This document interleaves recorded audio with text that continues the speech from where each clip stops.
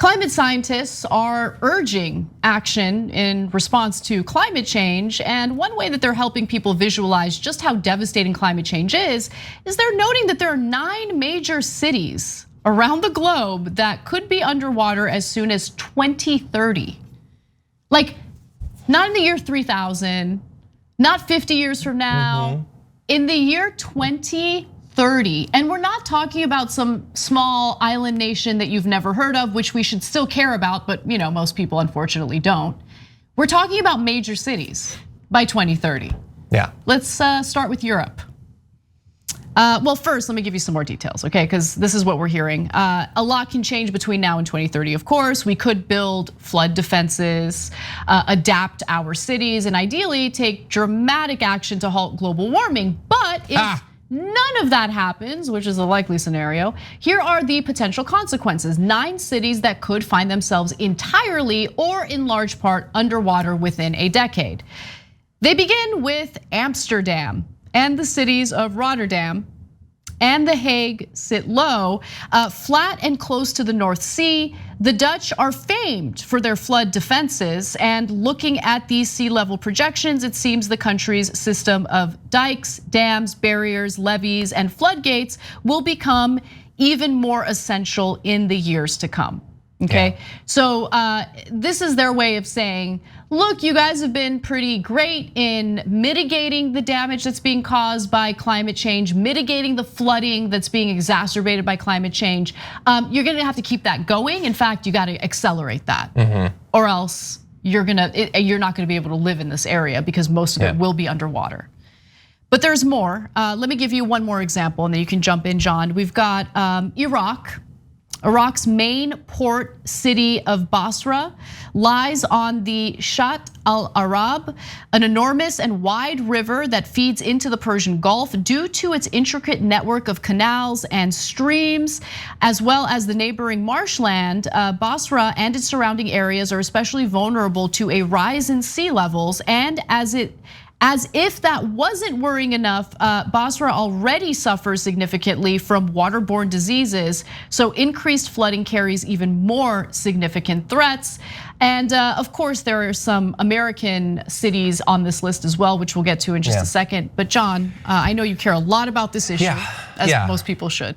Well, I'm glad that you had those two as the first two. So, I mean, look, Amsterdam's a great example of one of the states that has historically had to deal with this for a very long time. And they have built-in defenses, as places like in Louisiana, some cities have that, New Orleans has that, but they are not designed to deal with the severity and the frequency of the flooding that's going to come. And once we move beyond just the flooding, once we're talking about permanent sea level increase, that's not a cyclical thing that happens throughout the year. They are not designed to permanently hold off the ocean. That's just not how it works. So cities like that are probably people are gonna have to move. They're gonna have to leave. Now, I'm not too worried about them. As Ben Shapiro has pointed out, they can just sell their property right before they leave. So financially, they'll have a leg up to move somewhere else. It won't cause any chaos or anything like that. But Basra is a good example of one of the other issues. So the flooding isn't just that water comes in and drives people away and destroys infrastructure. That's terrible enough. But assuming that you're at the point where conceivably once the flooding goes away, you could re-inhabit that area. It's not just like you dry it out and you're good. Do you remember Texas had massive flooding? In Houston, I have a friend who lives in Houston. There were major problems with mold coming out of the flooding that they had. That was huge health hazard for so many people, and you'll be shocked to find out that it's going to hit people who are already doing not well economically even more. And so you can expect that. It's going to, in certain areas of the world, as they said with Basra, it's going to bring certain diseases. You're gonna have areas that are gonna have worse problems with pests like mosquitoes and things like that, as well as mold. This is gonna cause massive damage in terms of quality of life as well as damage to infrastructure, and it's only gonna get worse. And I'm so glad that you're focusing on this because it points out that this is not just a 70 years from now thing. In fact, we're seeing some increased flooding in places like in Florida and stuff like that already. Exactly. I mean, when you look at the amount of money the United States is now spending on any given year to just respond to climate-fueled extreme weather conditions, right? These natural disasters. you see how stupid our unwillingness to pass policies really is, right? And so we have Joe Biden at this climate conference. He's back now. And to be honest with you, like I had no interest in hearing anything he had to say at that conference because it's all BS. I mean, because we know what's happening here at home with the reconciliation bill, which included previously a provision that was pretty good, right? A provision that would really incentivize utilities to switch over to renewable energy. But Manchin didn't like it because Manchin profits off of coal, and as a result, he persuaded Joe Biden and corporate Democrats to strip the bill of that provision. Wait, do you not own a coal company? Because you just said that it would be good to incentivize them away from coal. I don't understand why you would think. Are you one of the few people without a coal company in your holdings? I guess I'm one of the few people. I mean, everybody's saying that they have investments in coal. It's good to own coal. I know. Yeah. It's insane. But like think about that. Like decades from now, we'll be able to look back and think, well, America could have led on this and really moved away in a vigorous fashion towards solar as well as wind energy, which would have not only been better in fighting climate change, but would have also helped fight against pollution. We often forget about pollution. Pollution kills literally millions of people around the globe every single year. That's just a nice side effect you get from fighting against climate change. You also kill the pollution. But Joe Manchin wanted to make some more money. And I know what you're thinking. What does he need it for? He's already a multimillionaire. But I don't know, the number looks nice when it's bigger. So if a couple million people need to die, Joe Manchin's got to get richer.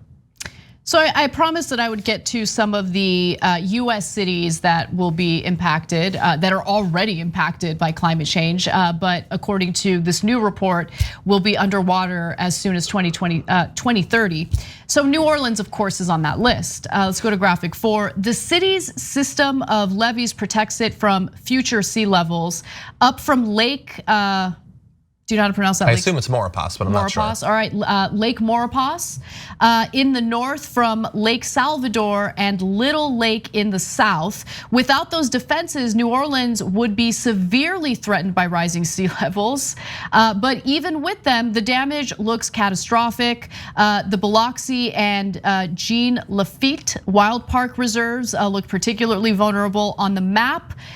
Both appear almost totally submerged. So they also shared a map that showed what these areas look like. And as we know, climate change has already severely impacted New Orleans. And I want to go to the last graphic here. And everyone, please check out this report. Unfortunately, we don't have time to get into every single city that was noted here. Those visuals are crazy. The visuals are crazy. Yeah, you might live in one of these cities and you can see the areas that are considered at extreme risk. You also have Savannah, Georgia. Georgia sits in a hurricane hotspot, but even without extreme weather events, the historic city could see land swallowed up by the sea on all sides. The Savannah River in the north and the Ogeechee River in the south could both spill into the nearby marshland, meaning when hurricanes and flash floods do hit the city, the effects may even be more severe. Yeah. So this is what we're dealing with, right? And so when we use the phrase of like privatizing gain, socializing losses, we already see that play out, especially on the issue of climate change.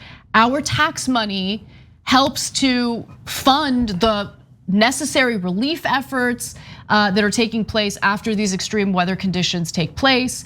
On the other hand, these fossil fuel companies keep pocketing the money that they're making off of drilling, off of fracking, off of mining, and there's really no genuine discussion about stopping all of that. Yeah. Yeah, and look, we're supposed to believe that our government, especially the Republican Party, are very concerned about national defense. Generally, that means they want to go and invade other countries, but supposedly they're ready, if necessary, to defend us. So what if it was Iraqi militants?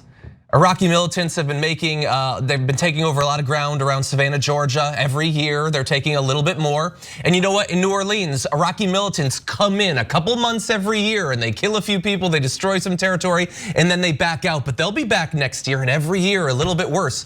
Would we allow it if it was that? If it was Turkish soldiers, if Chile was invading and taking over these areas? Oh, they just took out Miami. It's not habitable anymore. Would we allow it for that? Then why are we allowing it for this? this is also far more predictable than some sort of military conflict. It's also totally within our grasp to do something about it. We can actually mitigate these effects. We can help the people who are going to be suffering, many of them Republicans, by the way. This feels a lot like the pandemic. It is us screaming to the heavens to save the lives and livelihoods of conservatives that don't give a damn about us. Yep. But this damage is coming. We're seeing it every year. Yeah, it's interesting that you bring up the pandemic because just yesterday I was talking to Cenk about this. It was on the show.